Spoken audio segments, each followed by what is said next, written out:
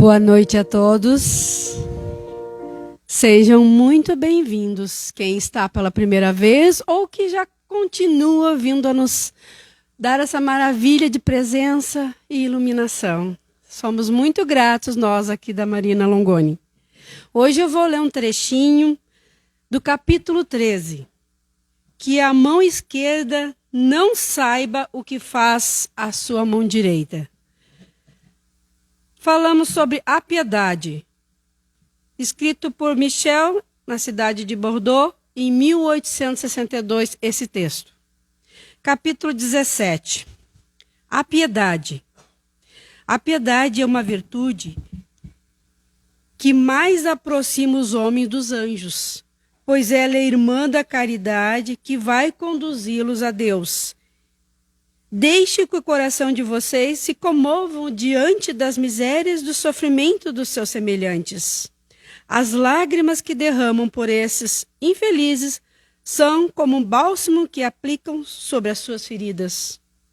Quando consegue proporcionar a esses miseráveis um pouco de esperança e consolo, eu imagino que alegria vocês devem experimentar. É bem verdade que essa alegria tem um certo amargor, pois nasce ao lado de uma infelicidade. E se essa alegria não possui o forte sabor dos prazeres terrenos, também não possui as decepções do vazio que esses prazeres trazem consigo. Pelo contrário, ela possui uma suavidade penetrante que envolve a alma. A piedade, quando profundamente sentida, é amor. O amor é o devotamento. E o devotamento é o esquecimento de si mesmo. Esse esquecimento é uma renúncia em favor dos infelizes. É a virtude em seu mais alto grau. A mesma que Jesus praticou durante a sua vida e que ensinou a sua doutrina tão santa, tão sublime. Quando essa doutrina retornar à sua pureza original e for aceita a todos os povos, a humanidade encontrará sua felicidade, pois reinará a concórdia, a paz e o amor. Eu deixo esse primeiro trechinho para vocês que estão ouvindo, os de casa também, pelo Instagram, e que vocês sigam lendo no final desse trecho, que é o capítulo 13, que é que sua mão esquerda não saiba o que faz a sua mão direita. Isso é uma bênção, amados irmãos. Leio o Evangelho. Que assim seja. Boa noite. Prece ao Dr. Ricardo. Nós te rogamos, Deus Pai Todo-Poderoso, em nome de Jesus, que Dr. Ricardo e sua equipe, apoiados por Dr. Bezerra e Dr. Eurípides, possam nos assistir nessa hora, proporcionando-nos o alívio de nossos males físicos e espirituais, de acordo com o merecimento de cada um. Nos conceda ainda, Senhor, a humildade, a fé e a resignação. Humildade para reconhecermos a nossa pequenez diante da Tua bondade, que tolera nossas faltas e espera pacientemente pela nossa evolução. Fé, que nos faz sentir envolvidos por Tua luz e aquecidos por Teu carinho, quando recorremos ao Teu socorro. Resignação, ó Pai, para aceitarmos e suportarmos as adversidades, necessária ao nosso buliramento espiritual, quando batem à nossa porta, reconhecendo a Tua justiça e a sabedoria de Tuas leis. Dr. Ricardo é o querido amigo que vem em nosso socorro, mensageiro que é de Cristo, proporcionando-nos o alívio de nossas dores e nos dando prova da eternidade do Espírito, mostrando que há vida além desta vida, onde há trabalho, estudo, crescimento e muito amor. E quando soubermos transmitir aos nossos irmãos este amor puro que Cristo pregou em sua doutrina e fizermos dela o nosso roteiro, estaremos finalmente seguindo firmes em direção ao Pai, alcançando desta forma a felicidade por todos almejada. Que Jesus abençoe os médicos puros, lhe proporcionando serenidade, equilíbrio e responsabilidade para exercerem a missão que por ele lhes foi confiada. Rogamos ainda, Senhor, a graça de conservarmos conosco toda esta paz, esta energia que acabamos de receber, para que possamos distribuí-las aos nossos familiares, amigos, menos amigos, tornando-nos desta forma, Senhor, instrumentos de vossa paz. Que assim seja.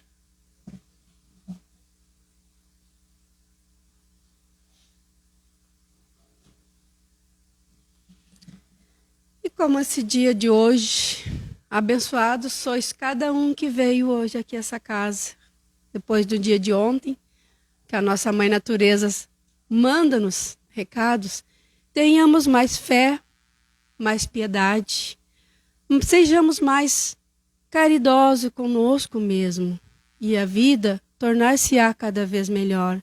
Então, para tal agora, eleveis vossos pensamentos e façamos essa oração do nosso Pai Celestial, nosso Senhor Jesus Cristo nos ensinou.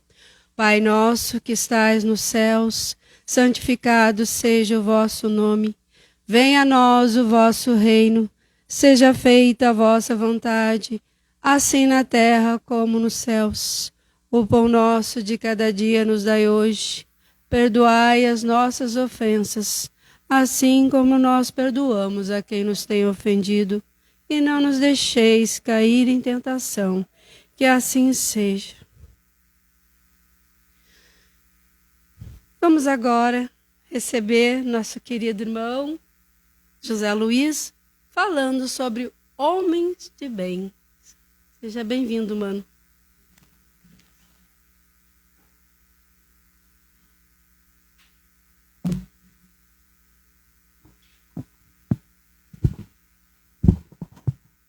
Uma boa noite a todos. Boa noite, fraco, devido à temperatura que não está muito agradável e está agradável demais, né? Porque não está frio, não está quente. E por que esse boa noite acanhado? Tem que ter uma razão, né? Ou nós não temos muito bem, ou temos bem demais. Boa noite, pessoal. Agora melhorou. Agora eu vi que o almoço já passou o efeito, né? Porque normalmente quando a gente almoça, o corpinho relaxa. Mas agora já passou quantas horas do almoço, né? Daí nós vamos se preocupar com o café da tarde. Como será que foi esse café da tarde? Será que foi muito pesado?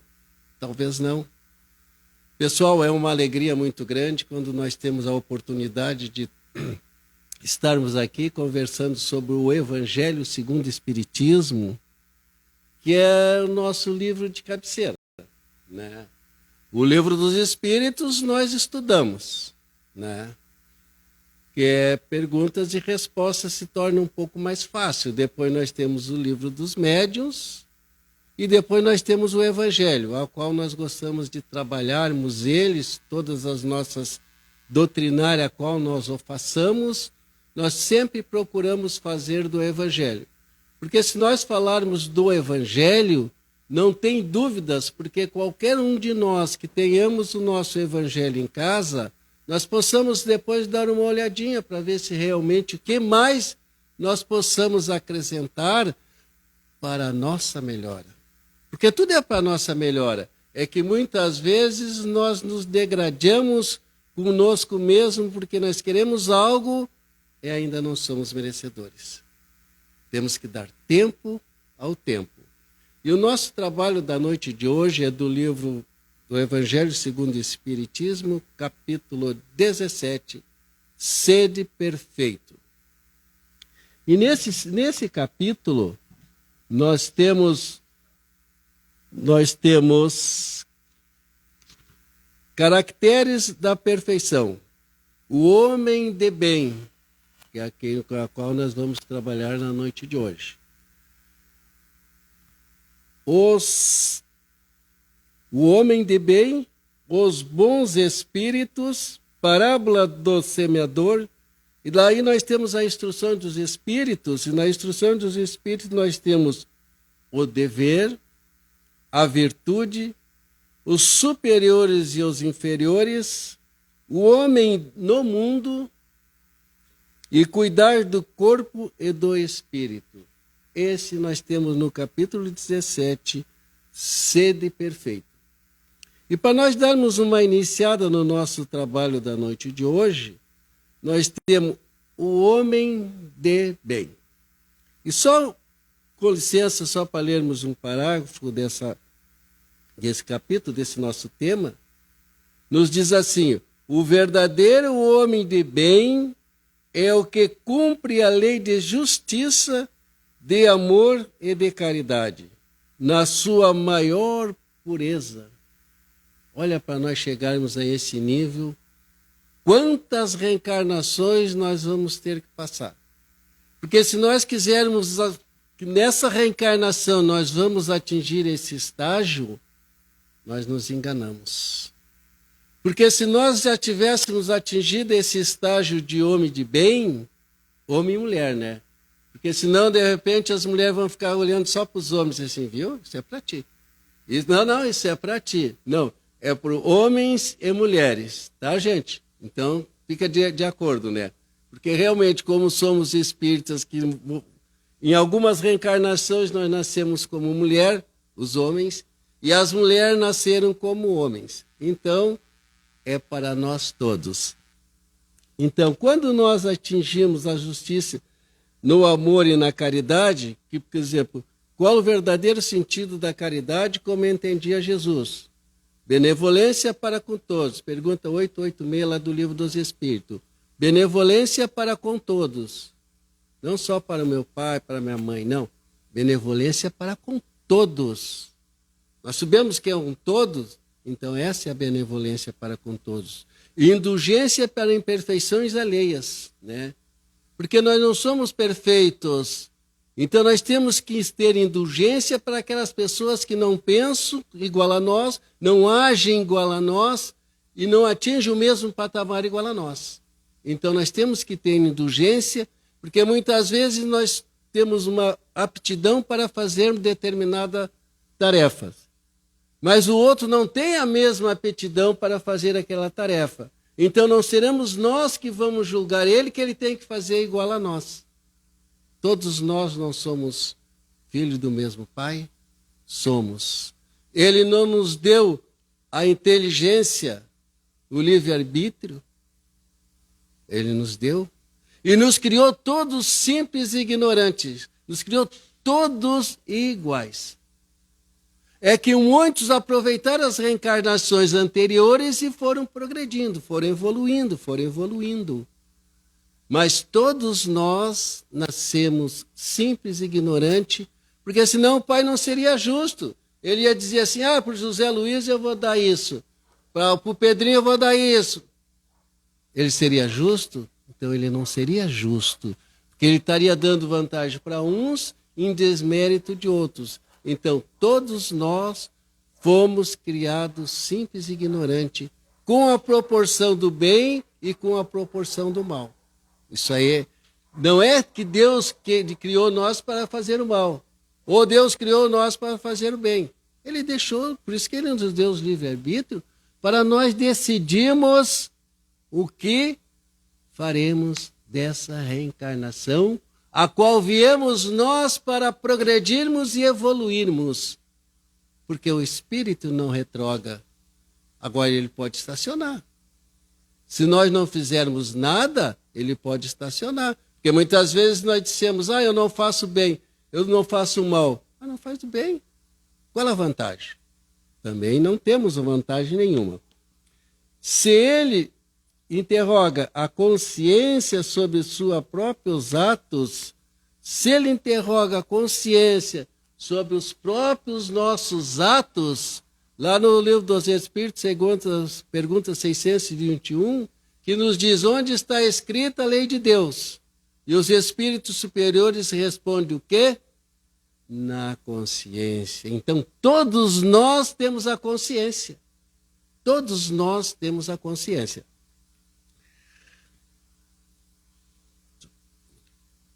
A consciência sobre sobre os nossos próprios atos. Assim mesmo, ele perguntará, se violou essa lei, se não praticou o mal, se nós violamos essa lei ou não. Se está na nossa consciência. Se está na nossa consciência entre o bem e o mal, Será que nós não violamos essa consciência? Será que nós não violamos? Se fazer todo o bem que podia, se desprezou voluntariamente alguma ocasião de ser útil, se desprezou voluntariamente alguma ocasião de ser útil, se ninguém tem qualquer queixa dele, enfim, se fez ao outro em tudo o que desejara lhe fizessem, deposita a fé em Deus, na sua bondade, na sua justiça e na sua sabedoria. Sabe que sem a sua permissão nada acontece, e se ele submete à vontade em todas as coisas. Submete à vontade em todas as coisas. Vejam bem, submete, porque hoje nós temos assim assustado com tudo que aconteceu no dia de ontem. Nos assustamos, nos preocupamos. Como é que está meu pai? Como é que está minha mãe? Se mora longe, se não mora perto? A preocupação é muito grande. Muito bem. E será que nós cuidamos adequadamente da natureza? Será que o homem cuida da natureza adequadamente, como deveríamos ser? Olha o Esteio, o lugar em que a prefeitura tirou todo o lixo há 15 dias. E eu casualmente passei lá e já está cheio de lixo. Andaram fazendo uma limpeza no valão lá de São Leopoldo, tirado tudo que podiam e mais um pouco que não pôde tirar. Era sofá, era violão, era gaita, era de tudo dentro do valão. E daí nos perguntamos, será que somos culpados com tudo que está acontecendo atualmente na natureza? Será que nós não temos a nossa parcela? Eu posso dizer assim, eu não faço, eu não atiro latinha no lixo, eu procuro pegar o meu lixinho, boto dentro do carro, eu procuro chamar a atenção dos meus filhos, eu procuro chamar a atenção dos meus netos. Será que é isso que realmente ocorre? Porque se assim eu fizesse, se nós educássemos os nossos filhos, e nós também nos educamos, porque muitas vezes nós vimos as pessoas passarem em ônibus atirando a latinha na rua. Do seu carro, tomando refrigerante e atirando a latinha na rua. Para onde será que vai esse lixo? Vai para lá. E aonde é que nós está a consciência? Como é que nós vamos querer ser homens de bem se nós não conseguimos nos trabalhar para sermos homens do bem? Nós não conseguimos nos trabalhar ainda para sermos homens do bem. E lá no livro do Livro dos Espíritos nós temos justiça e direitos naturais. E daí nós temos na pergunta 873 que nos diz: o sentimento de justiça está na natureza ou é resultado de ideias adquiridas? Será que é resultado de ideias que nós adquirimos essas ideias ou é da natureza? E os espíritos superiores nos respondem: está de tal modo na natureza que vos revoltais à simples ideia de uma injustiça e fora de dúvida que o progresso moral, não o progresso material, porque muitas vezes nós progredimos materialmente, mas ainda não somos homens de bem. Porque muitas vezes para nós progredirmos materialmente, é muito fácil nós progredirmos materialmente. Porque muitas vezes materialmente nós não precisamos darmos respostas imediatas. Mas muitas vezes temos um palacete, e nesse palacete está nós sozinhos fazendo a nossa refeição. Será que estamos nos trabalhando para sermos homens do bem? Quando teríamos condições de auxiliar quantas pessoas sem querer retribuição? Porque na realidade, muitas vezes, os nossos fatos, as nossas aquisições materiais, através do nosso egoísmo e do nosso orgulho, nós não queremos repartir. nós queremos guardar para nós. Porque muitas vezes nós dissemos, não, eu estou tentando conseguir dar um terreno para o filho, dar um terreno para outro filho, dar um terreno para outro filho, deixar um terreno para o neto, deixar isso para fulano, para Beltrano. E eles? Não vão ter a própria vontade deles? Será que realmente nós estamos fazendo para eles ou nós estamos fazendo para nós não nos desfazermos daquilo que nós adquirimos? E muitas vezes dissemos, por que eles não fazem igual a mim? Mas eu vou desencarnar um dia. E quando eu desencarnar, eu não vou ter a oportunidade de levar as coisas materiais que adquiri. Não vou ter. Porque senão nós vamos ter que ter um caixão aí, nem sei que tamanho. Vocês imaginem um caixão do tamanho para nós botarmos todos os nossos bens materiais ali, porque muitas vezes nós não queremos repartir. E queremos sermos homem do bem. Está de tal modo na natureza que vós revoltais a simples ideia de uma injustiça. E fora de dúvida que o progresso moral desenvolve esse sentimento, mas não dá. Deus o pôs no coração do homem, daí vem que, frequentemente em homens simples e incultos, se vos deparam noções mais exatas de justiça do que nos que possuem grande cabedal de saber. E realmente, se nós começarmos muitas vezes a analisarmos, a olharmos sem julgamento, porque nós não temos o direito de julgar quem quer que seja, não temos esse direito.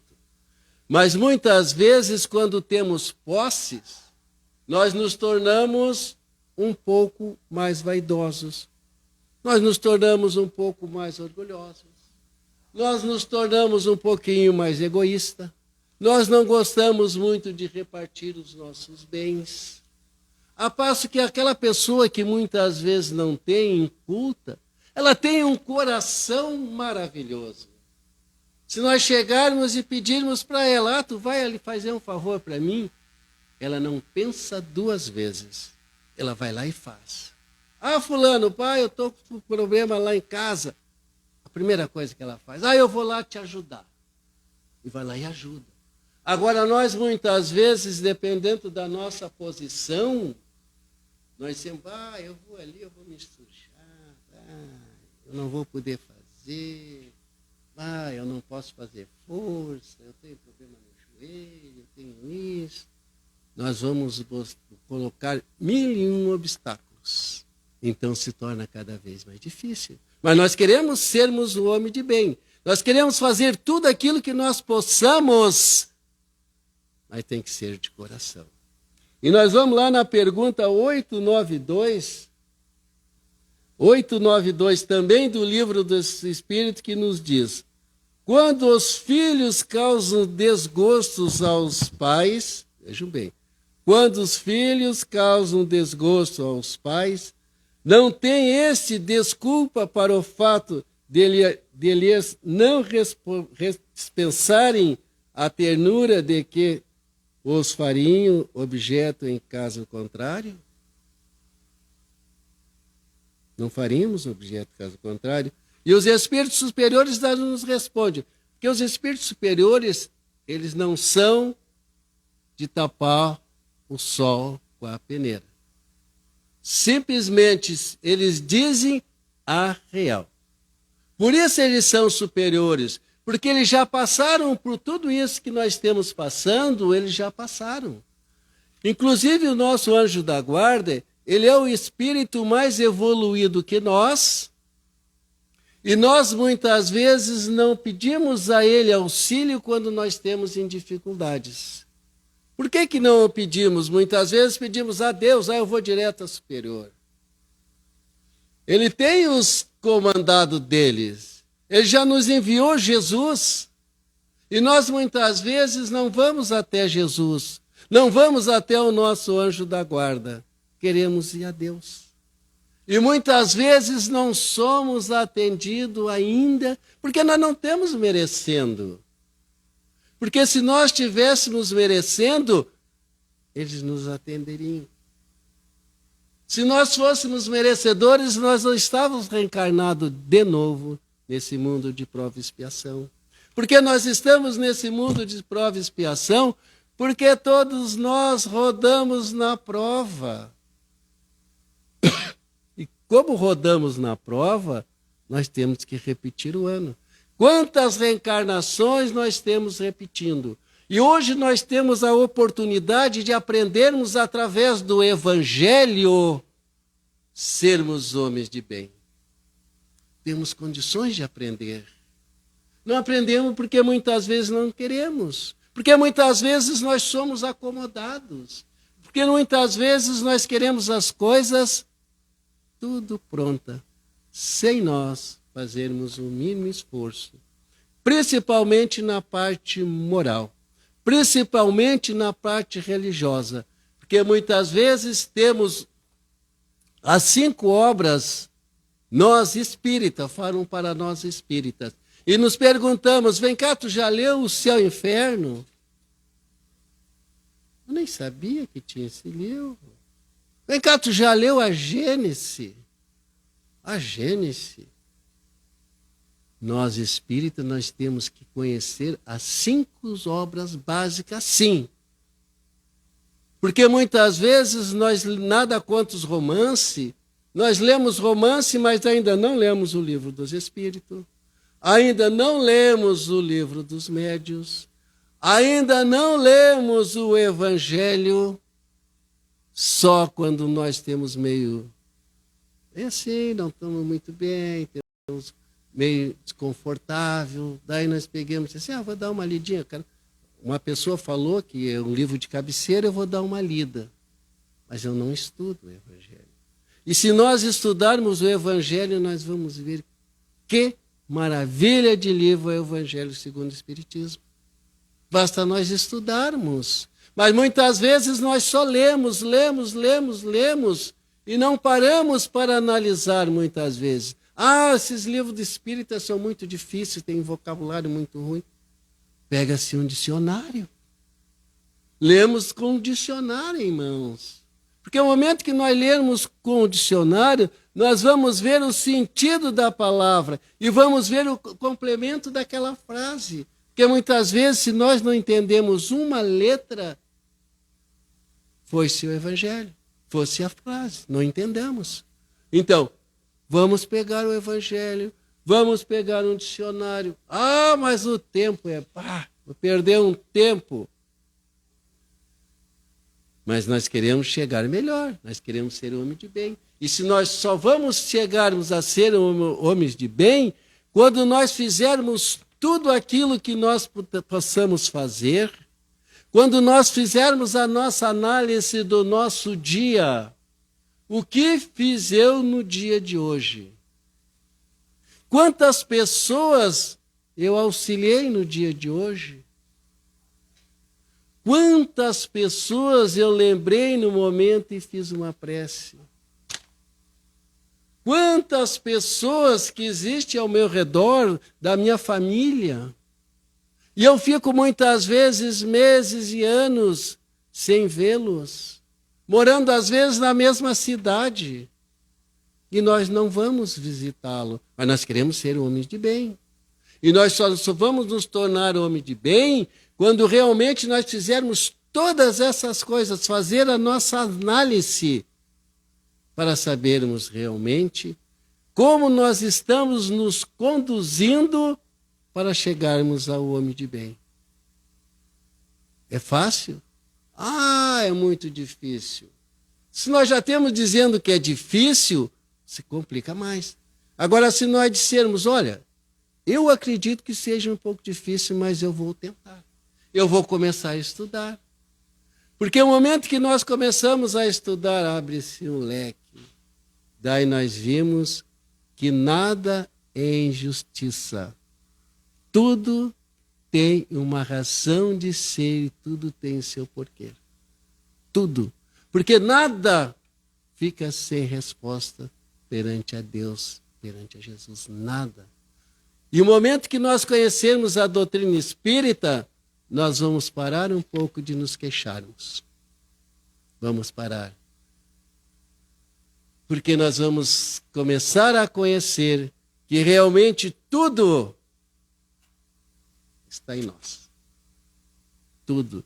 Não é o outro que muitas vezes não deixa eu vir na sociedade espírita. Eu não venho na sociedade espírita para não me conflitar.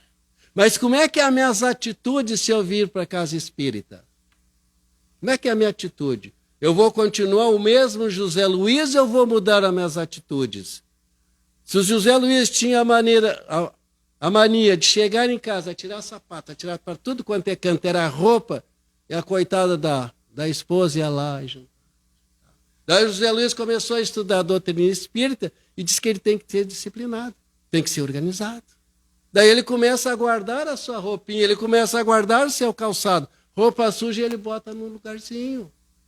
Então, a doutrina espírita está me educando, está fazendo que eu seja caridoso para comigo mesmo, não para com ela. Ela diz assim, ela está com menos trabalho. Não, está me educando, está nos educando. E nós só vamos nos educarmos mesmo quando nós tivermos a consciência de querermos nos tornar um homem de bem. Pessoal, olha o tempo. Eu não fiz nem a metade do trabalho, mas tudo bem. Fica para a próxima. Tá, gente? Para nós finalizarmos, nós temos esse livro, O Livro da Esperança, Chico Xavier, pelo Espírito Emmanuel.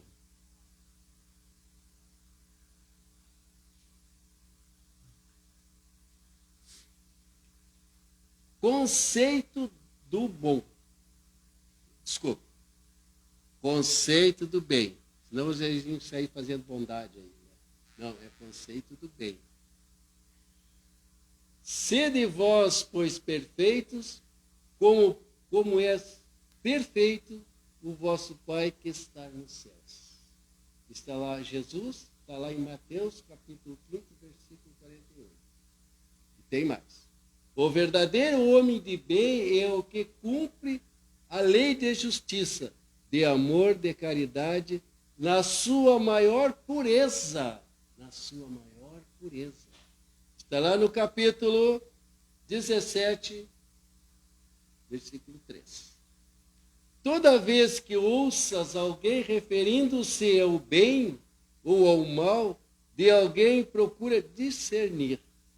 Toda vez que nós vimos alguém falar do bem e do mal, vamos discernir, não vamos aumentar e nem vamos diminuir e vamos fazer a nossa análise, mas vou continuar sem. Conheces o amigo que escalou a eminência econômica. À vista da facilidade com que maneja a moeda, há quem o veja muito situado nas vantagens materiais. No entanto, via de regra, se ele radiografasse os sentimentos, nele encontraria um escravo da inquietação, detido em cadeias de ouros. Assinalas o homem que alcançou a responsabilidade política. Tão logo surge o vértice da administração, há quem eu veja muito bem colocado nos interesses do mundo, mas frequentemente, se ele fotografasse as telas do espírito, nele surpreenderiam um martírio de cerimoniais e banquetes, constrangindo entre as necessidades do povo e as exigências da lei. Admires o companheiro que venceu a própria inibição, elevando a direção do trabalho comum, a face da significativa remuneração que percebe a quem eu veja muito bem posto na esfera social. Contudo, na maioria das vezes, se ele observasse as mais íntimas reações, neles acharia um prisioneiro de sufocantes obrigações, sem tempo para comer o pão que segura aos dirigidos a condições mais singelas.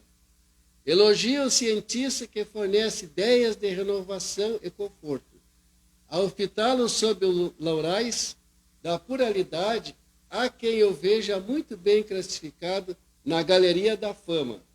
No entanto, quase sempre se lhe tateasse a alma por dentro, nele surpreenderia um atormentado servidor do progresso, clamando ansiosamente por simplicidade e repouso. Reajustemos assim o conceito do bem diante da vida. Em muitas circunstâncias, o dinheiro suprime aflições, autoridades resolvem problemas, a influência para dificuldades e a cultura cheia de caminho. Por isso mesmo, toda pessoa que obtém qualquer parcela mais expressiva de responsabilidade é destaque, mostra-se realmente muito bem para combater o mal e liquidá-lo.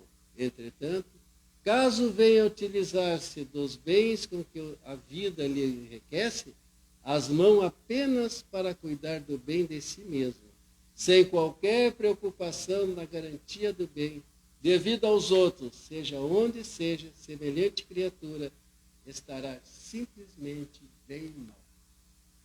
Que Deus, na sua infinita misericórdia e bondade, nos ampare e que possamos levarmos daqui tudo aquilo que nós viemos buscar nessa noite. Muita paz para todos nós, que assim seja.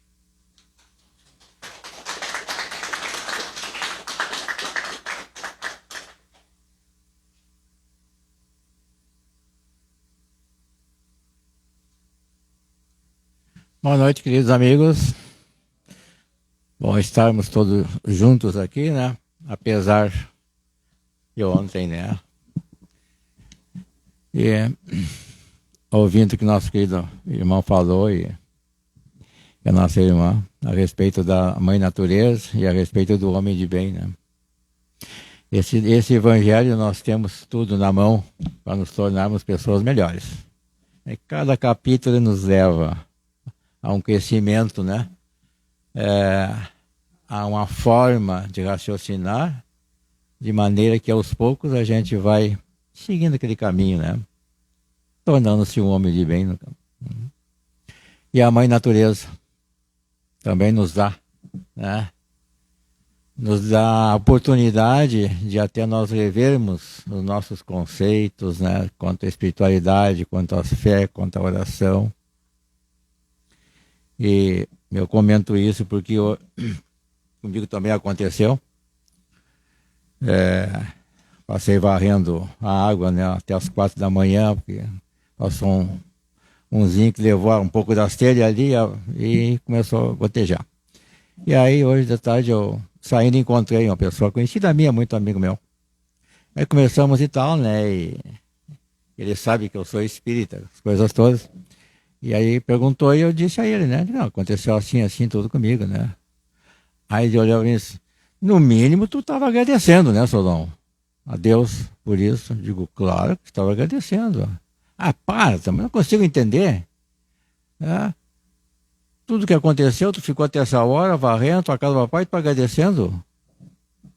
Digo, sim, agradecendo que podia ter descoberto toda a minha casa. E foi só uma peça. E aí, e se descobertou a tua casa? Eu continuaria agradecendo. Mas como? Não consigo entender. Dizer, né? Por que assim? Porque eu estava vivo. Eu tinha a oportunidade que Deus estava me dando de eu recomeçar de novo. De uma forma um pouco diferente, quem sabe, do que eu vinha até agora. Tá bom, e se eu tivesse morrido? Eu agradeceria também pela oportunidade de estar aqui até esse momento e ter partido para a companhia dele, que é lá a verdadeira morada. Ele deu uma risada, eu não aguento vocês, tchau, tchau. Mas, sabe, essas coisas que a gente tem que tirar proveito, né, de tudo isso, né? E, lamentavelmente, claro, né, que a gente gostaria que todos pensassem, comungassem, né, do mesmo pensamento que nós, né? Mas, infelizmente, não, né? Então, esses aprendizados nós temos aqui, temos na nossa casa, com nossos colegas, né? Nossos amigos. Né? E vamos aproveitar essa oportunidade. Vamos uma oraçãozinha aqui, que vai nos levar a refletir sobre tudo isso que a gente ouviu e falou. Gandhi e a oração. Certa vez, perguntaram a Gandhi: o que você ganha orando regularmente? E o Gandhi respondeu: geralmente não ganho nada, mas sim perco muitas coisas.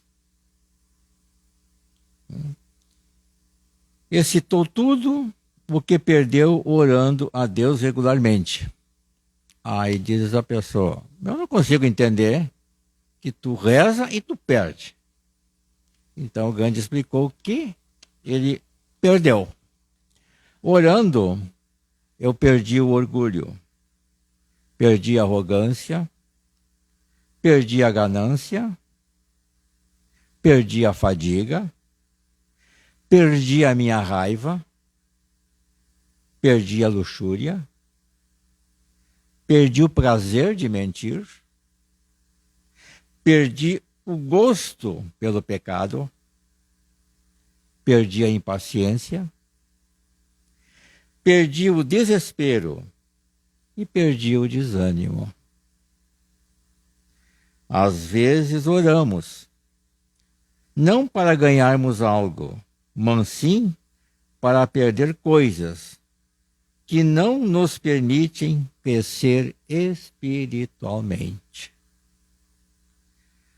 A oração educa, fortalece e cura. A oração é o canal que nos conecta diretamente com o Deus Criador. Ela faz parte dos milagres, que se existissem, que os milagres não existem, né? Mas a oração, se nós fizermos realmente com a fé que é necessário fazermos, com certeza nos traz todo o conforto e todas as respostas. E nos traz até nós tudo aquilo que nós desejamos, desde que seja bem para nós. Fortalece a nossa fé. Nos momentos de maior dificuldade, vamos recorrer à oração.